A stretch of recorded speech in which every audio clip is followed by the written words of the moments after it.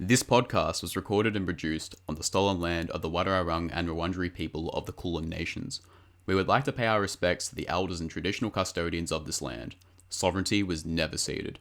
This land always was, always will be, Aboriginal land and Black Lives Matter.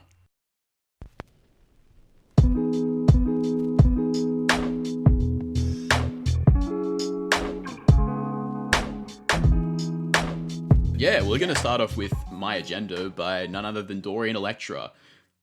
Yeah. It's going to be a ride. This is... Yeah.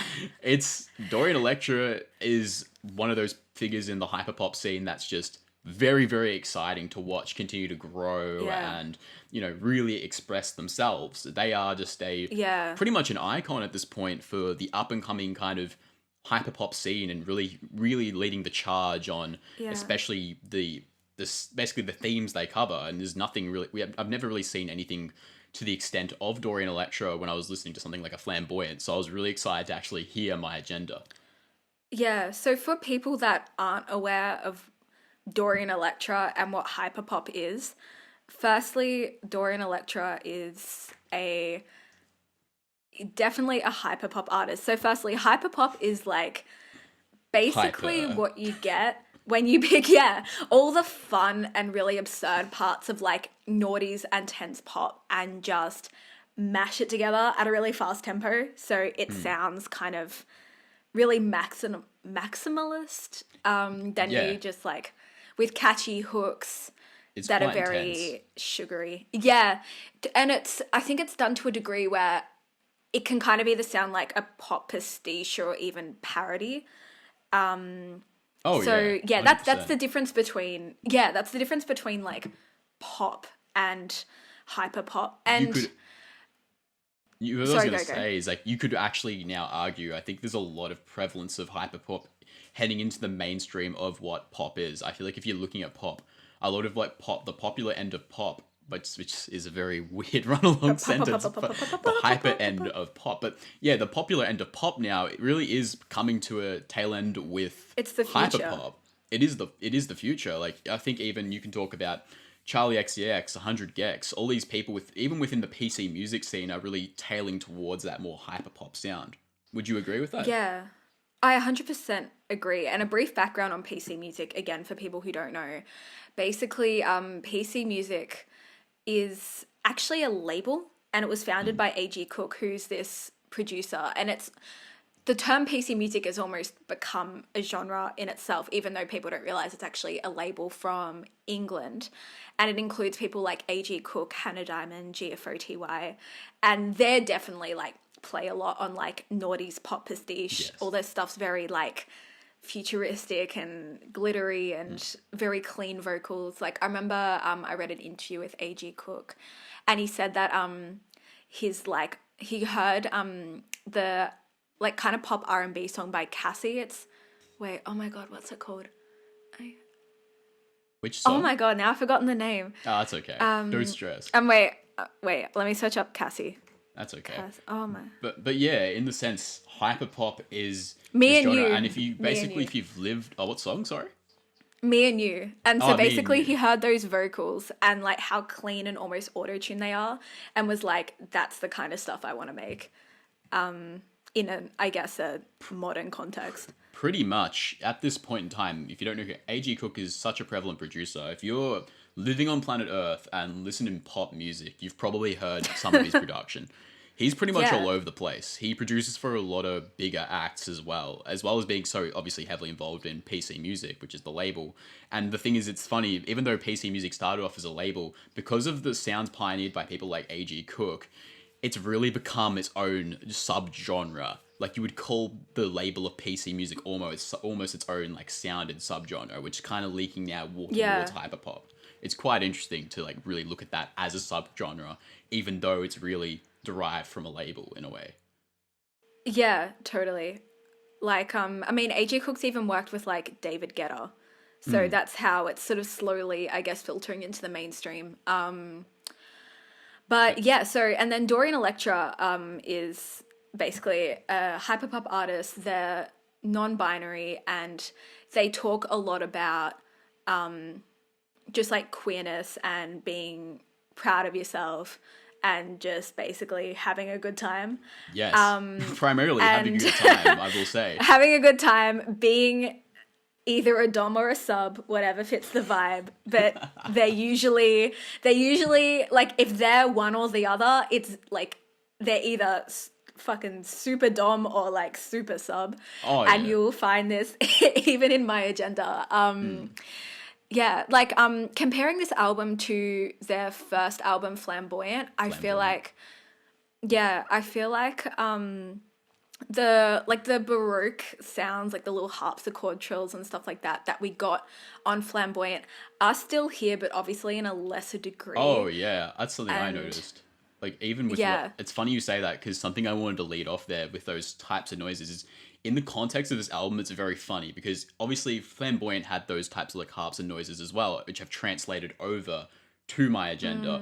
But the funny thing is, this album has the theme of it's meant to be somewhat medieval, because it's kind of, and it's really funny how like these sounds, which are kind of similar and you find in Flamboyant, have kind of now become more of a medieval sound. Yeah, and I believe it's funny because I remember between Flamboyant, which was their first release, the like initial release, and their sophomore release, My Agenda, they actually had like a little boot camp along with a lot of other producers, which they went to a castle studio for like a week or so. I think it had like Umru, Lars, Dylan Brady, Count Baldor, and I think it was like Clarence Clarity as well was there. And it's really funny to hear all producers on who are this all producers. record. They're all over it, especially Count Baldor. I think they are on nearly every track, from what I know. Yeah. Nearly everything has a Count Baldor credit in some form, where even that on the writing side of things. And I believe that's because it was all sparked by going to this castle. And I believe Dorian may have kind of sparked most of the actual ideas about like this idea of like the white knighting being kind of like the incel culture, maybe from the idea of medieval times and kind of like fighting for a fair lady. It's kind of a really funny type of crossover. Yeah, because like pretty much Dorian's said, and it's obviously like pretty obvious in the lyrics, but like this album is basically from the perspective of an incel, a fedora wearing incel who hates the world because no one wants to fuck them. Yes. But also they really want to get fucked. And they also are very aggressively heterosexual and are afraid of the gay agenda. Yeah. Well, yeah. Which is talked about in the song My Agenda. My Agenda, the title which track. we'll break into. Pretty much this album can best be summed up as a large caricature of the incel culture. This idea of like fedora wearing, like really playing on those sorts of like stereotypes in a way to really kind of communicate a point about kind of progression, I suppose you could say, and kind of like really kind of denoting that culture in a very like interesting and kind of complex way. All within 25 minutes, can I say. This is a 25-minute album and it doesn't feel like it. There's a lot of tracks and it just goes, everything happens so fast and it's like, what is going on? It's very abrasive, yet it's got such a strong, tight-knit theme with like this medieval thing and linking the idea of incels to being white knights and this idea of the internet age. Like, to me, the concept of linking two parts of time together, like medieval times and kind of like modern society and the internet, and bring them into one is a very difficult task. And it's handled so well. Yeah.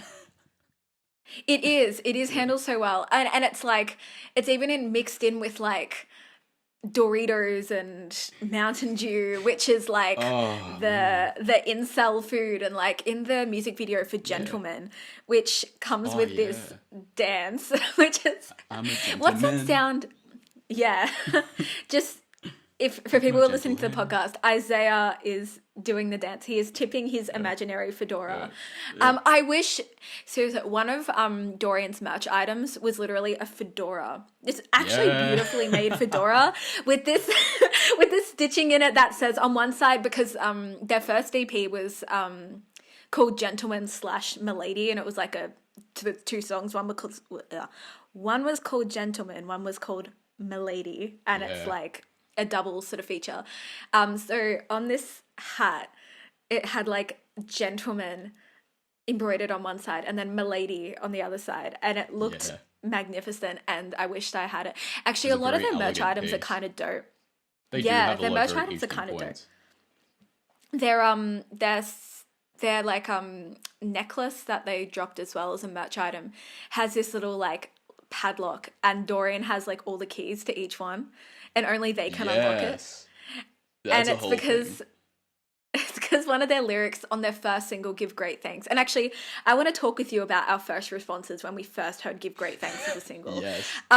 Because Give Great Thanks, anyway, but like, we'll go into that. But yeah, so it's like a lock that only Dorian has the key to. And the lyrics on Give Great Thanks are, don't you lose the key to my heart, which they say in a very growling tone. I picked up on that. Don't you lose the key to my heart. Oh my god. Yeah, so Give Great Thanks was the first single, and I want to talk about this first because it was such a disorientating first single, because I think it's the most different Dorian has gone, because a lot of their stuff on Flamboyant was a lot of like like bangers, like that you would mosh. We both went to the Dorian concert, actually. Yes, we that was did, our last actually. concert we went to before the lockdown. Was it? Yeah. What? Wait, It was our last concert. It was. Yeah, it was too. I No, will you're right. fight Yeah, you on yeah, that. You're on. Yeah. You're on. No, you're correct. And it was such a good way to end things without us knowing. And yeah, like all of the stuff on Flamboyant is like super fun to mosh to, because it's just pure energetic pop. Then So when you Give get Great to Thanks this. came out, Yeah. I would describe the song as like a bit of a clusterfuck, but it's a ballad Not really. with vocals that, in a good way. Yeah. It's a ballad with vocals that sound like that Imogen Heap type of vocal layering, but then it's also about Wow, getting yeah, your that's a face fair fucked for comparison. 100 days. Yeah. It's the first thing. So funny story, when I first heard this song, I was incredibly unwell and just like zonked out on the couch. I was so out of it. Well, not corona related, but I was like, oh my god, new Dorian single, I'm gonna play it. And I was like blasting it on my speaker, and I was so out of it that it took me so long to work out what they were saying in the song. About, and when I worked it out, like I had to play it again, and I'm like, did they just say as you fuck my face?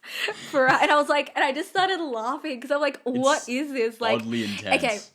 You would, yeah, especially because it's such a like soft, like it almost sounds so well-meaning and very like deep with all this like it's a soft strange vocal dichotomy. layers that swell. Yeah, the dichotomy between the two. But yeah, how about you, Isaiah? What were your first thoughts? Oh of yeah, Give Great Thanks? that track was. It's kind of a nice track, actually. Like just sonically, it's one of the. It's actually just for context. It's the end of the album too. So this is this is the ending track. This is what what they send you off with, and as a send off, it's quite pleasant sonically.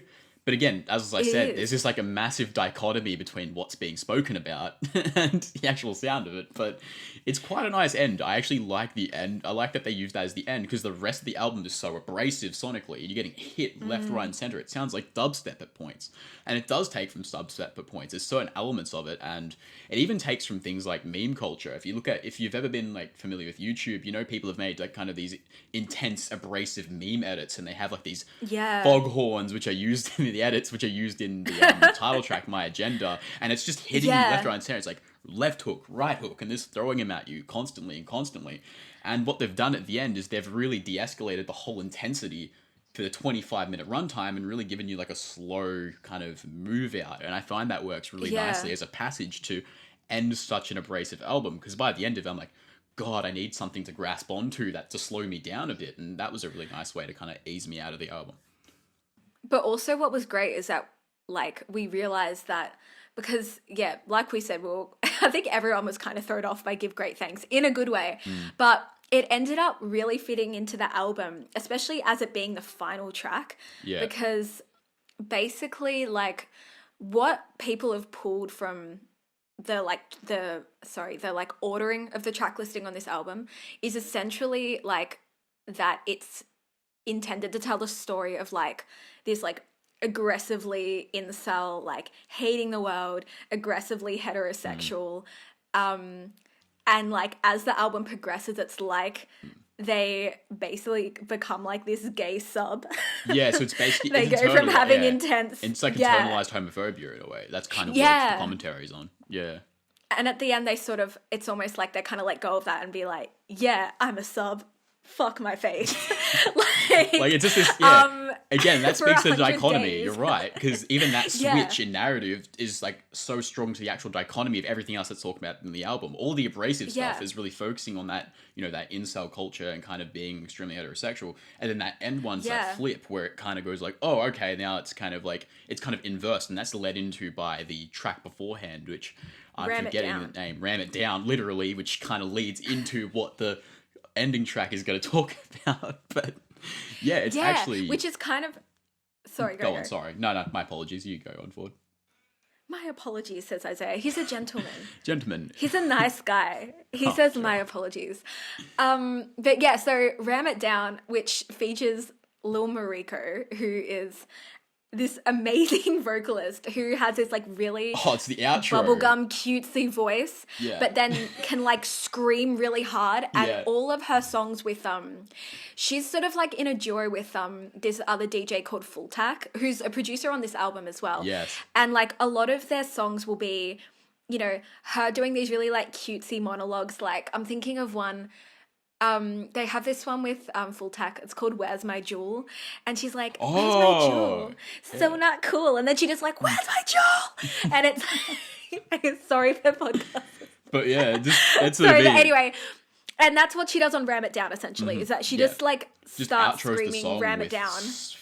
I was not expecting it, because it's funny they added a kind of this start section. It sounds really cutesy. I wasn't expecting just to be streamed out in the at the outro. And I'm like, God, all right, thanks. And then move and forward. how good is it when it transitions from literally screaming, like the absolute like high point of the album, to then go into "Give Great Thanks," which is a ballad. Yeah, it's I so know. funny. I laughed really, at that. It's quite humorous. Like this album as a whole Yeah. is really, in the end of the day, It's as much as satirical. yes, I mean, as much as it is a commentary on things and it has a lot to say, because Dorian always has a lot to say in regards to identity politics and stuff like that, and that's always been a really Yes. interesting point of their music. This album is primarily meant to be quite comedic, and it's quite satirical. Yeah.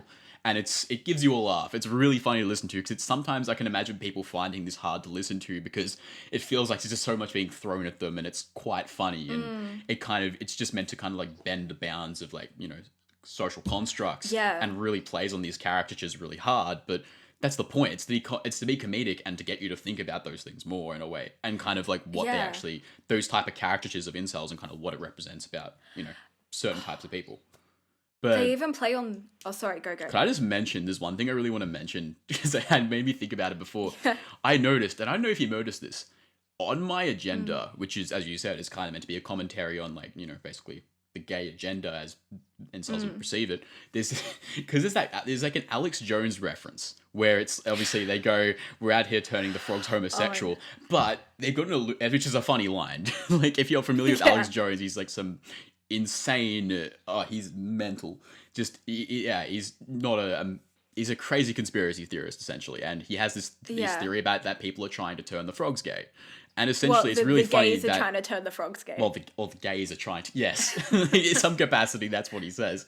And then, essentially, it's really funny because I noticed this really interesting detail in my agenda, because they close it off with that, "We're out here turning the frogs homosexual" line. But it's really funny at the start, you can hear, and to build up to my agenda, there's like these like faint frogs ribbiting at the start, Really? alluding to the line. So if you listen to the start of it and the build up to the my start of my God. agenda, you hear these like frog ribbits, which is meant to be a reference to the outro line, or the last bar of the song, which is literally the reference to Alex God. Jones. I thought that was really Are you cleverly serious? done. Yeah.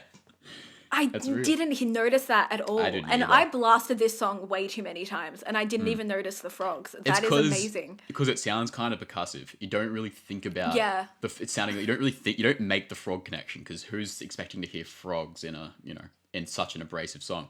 Yeah, it's really funny. You can make out kind of like frog noises in the kind of build up of the track, and that's also again an example of why this is such a humorous album. It plays on these Yeah. really like abstract, like very, internet culture, funny type of caricatures, like Alex Jones representing kind of that incel culture and some of the weird takes he has in conspiracies. But it's just things like that really make this album quite special. And I find that there's very Yeah. attuned humor and very sharp and precise. Do you know what also makes this album special? The array of really unexpected features that just Village sound People. so fucking perfect. Village People, Rebecca Black. Yeah. Other ones that like I Sega wasn't too familiar with. Yeah, Sega Bodega. I feel like he makes sense. Key Dash. Did I pronounce that name right?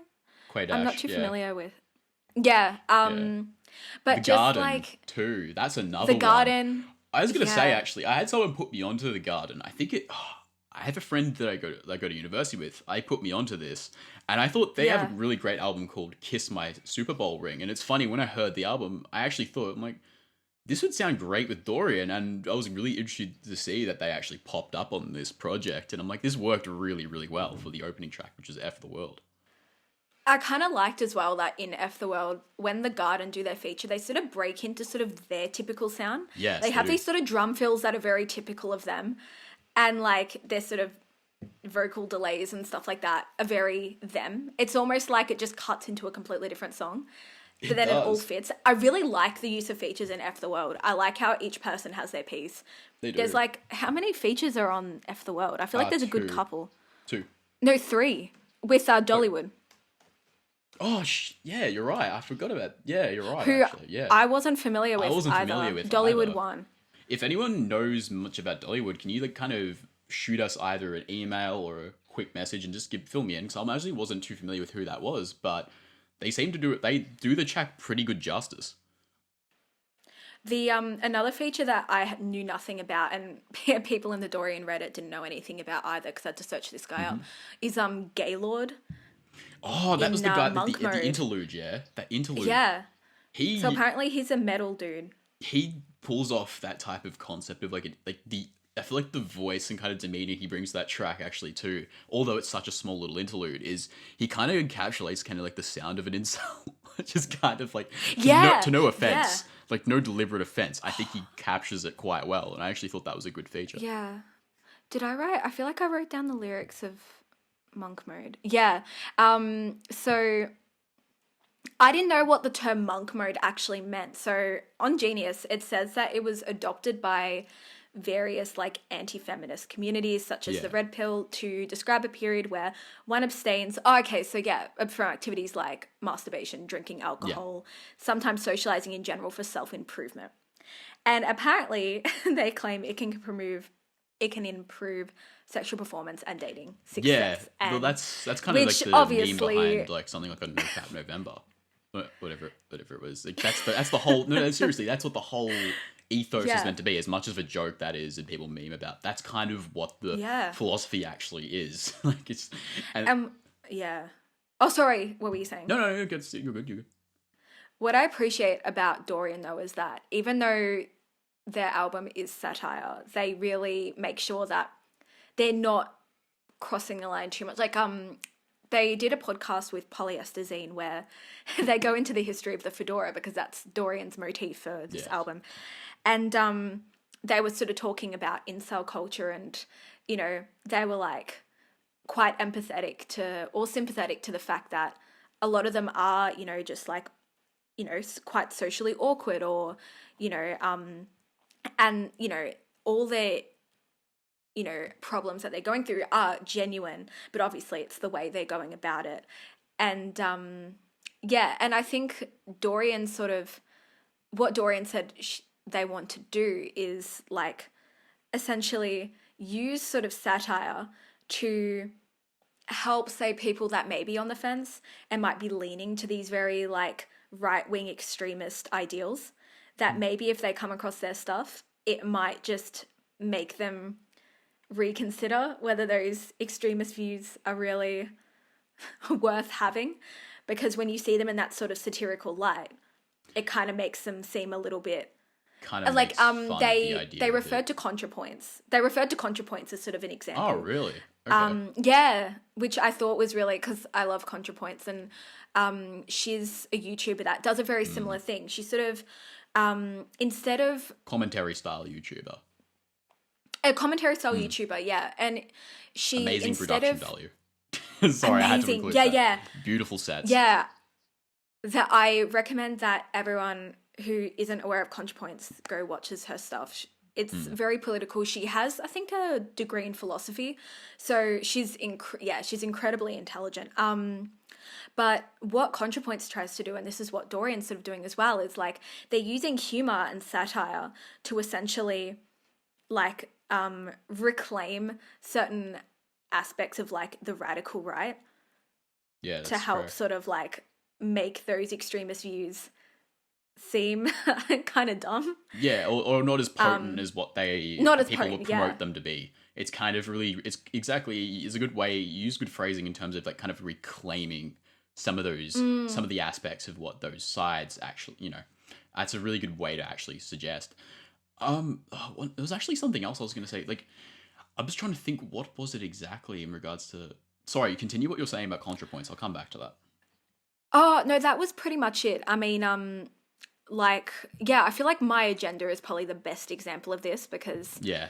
they're sort of taking the term the gay agenda, which essentially was like coined by, well, not coined, but Yeah. by sort of religious right-wing groups to essentially say that like, the LGBT community was pushing their lifestyle onto people and, making all the heterosexuals gay and Turning the frogs gay. Dorian Analogy. literally turning the frogs homosexual. And Yeah.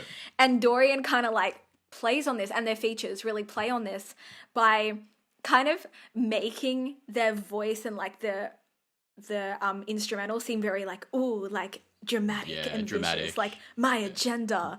And then like My then the lyrics are just with the village people cutting in every once in a while with that really powerful masculine voice. yeah, them all just like harmonizing like Yeah. Anyway, I also actually something about that too. I just want to quickly point out as I love how they're chopped Yeah. between. So they have their own separate Yes. chorus, but then towards the end, it's kind of like a mix between Dorian and Village People. So they both recorded like their own takes of the chorus, and they're basically chopped together in the last leg of the track to make a chorus that's involving both Dorian and Village People, and it makes.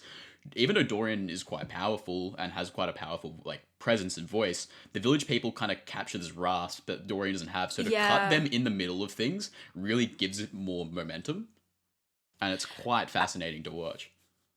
Dorian actually does that in a couple of songs. They really kind of utilize what do you call it? Like sort of cutting in between. I'm trying to think of an example. VIP, which is an earlier song of Dorian's, and they feature K-Riz. I think that was the name. And they'll sort of like cut between the two in the chorus, where sometimes you can't even tell because it's so blended well together. But what I wanted to know Sorry. is, after digesting this 25-minute album, what was your favorite track? Because I have a pretty clear idea of what mine was, but because this thing works as such a experience as a whole album, you can easily, I'd easily probably listen to this as a whole album as opposed to as to like isolating singular tracks. I think this is more of an experience because it's so quick anyway. 25-minute listen, you get a lot out of it. It's something I would listen to as a whole anyway. But if you had to isolate one track out of this whole thing, where does your mind go to? What track resonates with you or that you like sonically? Either, let me pull up the track list again. All right. I can tell you mine because I know mine for sure. I've gone dead set on this. Or I think either My Agenda or Give Great Thanks. I still have such a soft spot for Give Great The Thanks. opener because and it the closer. is so different. Yeah, basic. Oh, Well, yeah, not the opener. My Agenda, yeah, I think, was the title second track, but second track. My title apologies. track and the closer. Yeah. How about you? Me, honestly, I'm kind of at torn. Like, I think my definite favorite is probably the first single that was released of this album, which was released back in, I think, May, which was Sorry Bro, I Love You, which was produced also by Count Baldor. I love that song. Yeah. It's very simple. It's very quick. And I remember when it dropped, everyone was like, why is this so quick? Like, it's like a minute, barely like a minute 20, a minute 30 long song. And that's what people were getting so confused about. Like, why is this song so quick? And then when you find it in this album, it makes a lot more sense. But to me, that's the most sharp and clear and just most interesting sonically.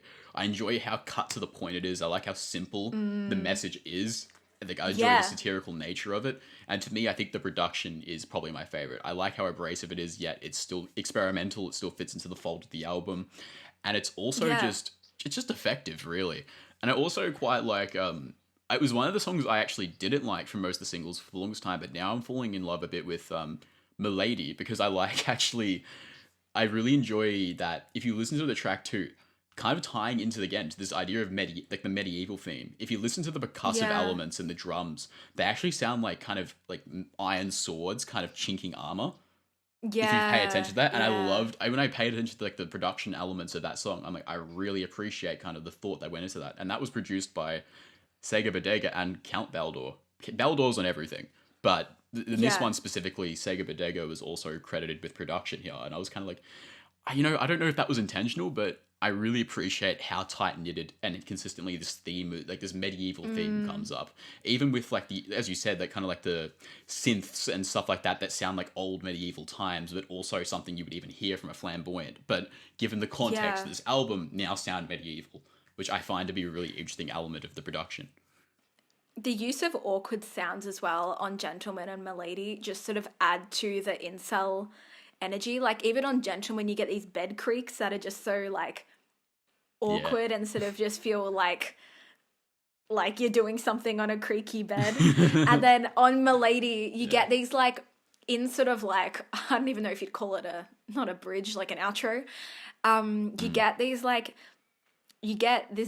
these breaths from Dorian, these like heaves that sound so grimy and gross and like, like it sounds like a dude behind his computer like searching up porn, just like hyperventilating. Like that's the what it sounds like. It's this perfect idea for caricature. It's so perfectly encapsulated. Like this idea, being able to encapsulate a caricature of this magnitude so well within 25 minutes in kind of an abstract and experimental way sonically is actually really impressive. And again, one of the really kind of tying it back to everything that was released last Friday, was the fact that all the albums that were dropped, and this one specifically, it works to the most advantage, is that these albums are very short. They're like 25 to 35 minute releases, at most 40. Yeah. And they hit so well. And I think one of the reasons why this album excels is because it's a really quick hit. It's a concept, but tied so concisely into this little neat bow, and is really engaging, interesting enough to hold the listener like easily for 25 minutes. And then 100%. Also feel like the time goes so fast. It goes extremely fast because of how abrasive it is. And to me, the reason why maybe the instrumentation is so abrasive is to hold that attention and to make sure it doesn't split off. It's this idea that by holding you and make sure you hit with things, the whole leg of the album, you're going to be, whoa, what is going on? And then by the end, where this thing slows down, you're like, whoa, what just happened? Now you kind of slow down a bit, and you're kind of digesting everything else that happened alongside the connotations of Give Great Thanks. But this is, my God, Give Great Thanks. Again, this is another album which was released this week that would probably end up in my top 10 just for how sharp, pinpoint, concise, and experimental it actually is, while still playing into the core elements of hyperpop. I think it's a great evolution. And Dorian's strength as well, this has always been their strength, is taking a topic, like within one song, and just being, like, writing so well about one topic, like focusing on one topic in each song. Like, this song is about this. Laser focused. And this even... Laser focused, yeah. Like each song has a very clear concept. I mean, you can even see that on Flamboyant with like Guyliner, literally the title track Flamboyant, and more. And yeah, even their early Refinery, because Dorian used to do videos for Refinery 29 where they would make songs going into the history of like one specific item. They had one on, they're all on Spotify as well. They were pretty popular. They have each like a couple of 100,000 views. There's one on vibrators, one on high heels, and one on drag, which features a bunch of drag queens as well. That's what that is. Yeah. I've seen those actually. I have seen them pop up. They were the earliest singles that are on their Spotify page, yeah? Yeah. Yeah, I have seen They're all the earliest stuff. I think the only one that isn't sort of that sort of format is Jackpot, when I think of like earlier singles. But yeah, and even in those, like what they can just make a really catchy song about something so niche and it still sound like a pop song that is still catchy and yeah, so captivating. But in conclusion, we both fucking love this album. We expected no less from our king, is it a top 10 from you? Dorian. Is it a top 10? 100%. Of course, 100%. I knew it would be. Dorian just doesn't miss. Like, I knew it would be great. Even from Give Great Thanks, I'm like, this is going to be weirder than Flamboyant sonically, but, like, I'm ready for it. Just the point before we wrap this up, because I just thought about this. I'm still stuck on whether I kind of feel like I'm, like, between Flamboyant and My Agenda. I'm still flipping up whether what one I prefer. But just on intuition, I kind of feel as if I prefer Flamboyant slightly. Although both of them are ending up in my top 10 probably at the end of this year. I still probably have an edge to Flamboyant just because I think it might be a part of just kind of the first thing I discovered, and I have pretty funny memories of that, especially the concert and all that. But I think that album to me is probably a reason I like it a little bit more, because maybe it's what introduced me. I'm not quite sure, but there's something about my intuition that probably prefers that album just slightly. Yeah, and I feel like, I do feel like though we do get hints of that Flamboyant sound on My Agenda. Like, I think Barbie Boy to me, which makes sense because when we saw Dorian live, they performed, so this was obviously before any of the singles from My Agenda were out. Even Sorry Bro, I Love You, but it was Barbie Boy and Iron Fist that they performed live. Oh yeah, that's correct. And they both definitely sound like the most yeah. Our friend, we messaged her, we're like, because I think, did she take the track list home? I feel like she grabbed the track list, set list. It wouldn't surprise me. Like, just for a bit of context, basically our friend we're referring to here, she is kind of a, I suppose you say, like, the bandit, the track list bandit. You know how you basically have essentially like the track list, how they put it up on a paper. She owns so many of them. It's actually a really great commitment. It's an awesome commitment. I just want to say shout out to Haley. I appreciate you kind of introducing me to that, because I found that really hilarious. But it's also like a great bit of memorabilia. But yeah, I feel like that's more memorable than merch. In a way, yeah, I would say it is. So all respect to Haley. And I hope you enjoy this episode, Haley, because I know this is something we're very excited to like engage in conversation about, and we will talk about it as soon as we see you. Definitely. Once we can move around. I just realized my hair's sticking off. Anyway, but yeah, Barbie Boy and Iron Fist to me sound the closest to the Flamboyant sound, which makes sense because they were probably the earliest singles that they had ready. I feel like Barbie Boy doesn't fit. I can argue that till the cows come home, but I'm not going to. Yeah. I disagree. I'm wholeheartedly disagree. All these thematically. I feel like the idea of like being like the perfect toy, being a Barbie boy, I feel like that self-objectification, I feel like doesn't relate to the incel energy, especially in its placement in the album. It's still halfway through. Can I tell you why I think it does? Then we'll move forward. This is something I was thinking about. We need to move on, but yeah, go. Pretty much the reason I believe this actually fits into the album. Barbie Boy is kind of like meant to be obviously a commentary. Barbie Boy, Barbie Girl, like the fantasy of a Barbie. You know, the whole most people would understand the idea of things being plastic. It's fantastic. But basically, the reason I believe this fits in is because to me, I believe it's almost a commentary on. And so when you're talking about incel culture, you're talking about people who are heavily involved in online forums, people who are utilizing messaging a lot. To me, when I listen to this track, I think of someone like, for instance, like someone who's would be a proclaimed incel, but kind of boosting their ego, like basically overshooting what they actually are to someone online. So over bolstering their presence online. Because I read a lot of the way I read this album is this online presence, not necessarily someone in person. It's they're bolstering their online persona to be like, oh, I'm the perfect guy with the perfect tan, I'm plastic. And they're literally plastic because it's, plastic isn't real, and also the facade they're putting up isn't real. It's that link that makes me believe this song actually does fit. In the same way, though, it's just the context of the album which leads me to that conclusion. But in the same way, this could have ended up on something like a Flamboyant, and I'd come to a different, basically, interpretation, just given the context of the overall album. But that's how I've perceived it to be probably a sensible introduction, well, basically placement on this album. But I can see why you perceive it the way you do. Yeah, no, I would 100%. You've kind of converted me now. That makes sense. I was ready to drop that shell. Remember the other night where I'm like, I'm going to fight you on this. Yeah. Isaiah's like, because I was like, I don't know how I feel about Barbie Boy thematically on the album. Like, I love the track. And then Isaiah's like, I'm going to fight you on this. And I'm just like, okay, see you in the podcast. Ding, ding.